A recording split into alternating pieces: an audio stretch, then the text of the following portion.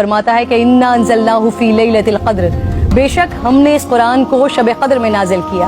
वमा अदराका मा लैलतुल क़द्र, और आपको क्या मालूम कि शब क़द्र क्या है। लैलतुल क़द्र खैरुम मिन अल्फ़ शहर, शब क़द्र 1000 महीनों से बेहतर है।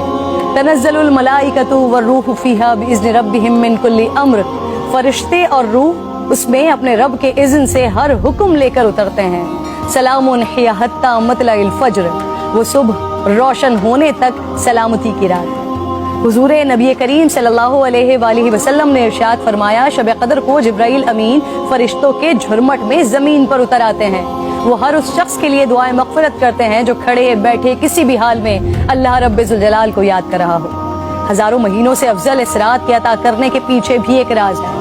रसूल पाक सल्लल्लाहु अलैहि वसल्लम को साबिक़ा लोगों की उम्रों पर आगाह फरमाया गया, तो आपने उनके मुकाबले में अपनी उम्मत के लोगों की उम्र को कम देखते हुए ये ख्याल फरमाया कि मेरी उम्मत के लोग इतनी कम उम्र में साबिक़ा उम्मतों के बराबर अमल कैसे कर सकेंगे।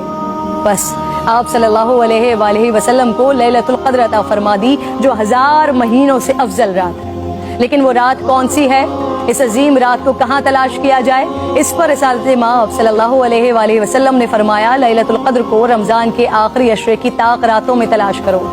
इस रात के मख्फी रखने में भी हिकमतें हैं नाज़रीन।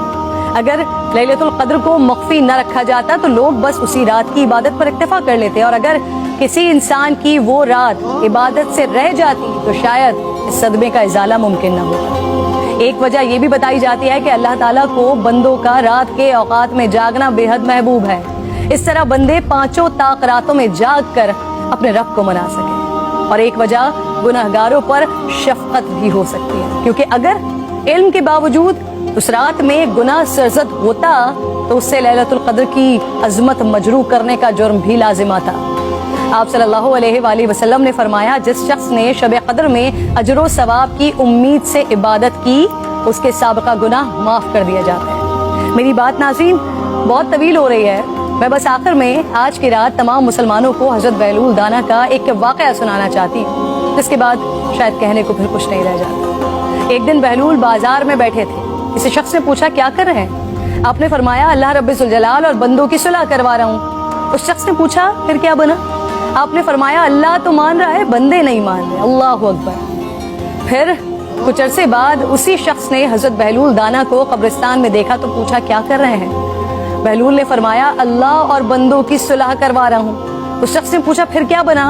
आपने फरमाया कि बंदे तो मान रहे हैं, लेकिन आज अल्लाह नहीं मान रहा। आंख बंद होने से पहले मना लें उस रब को। मेरी इल्तिजा है, मेरे हक में भी दुआ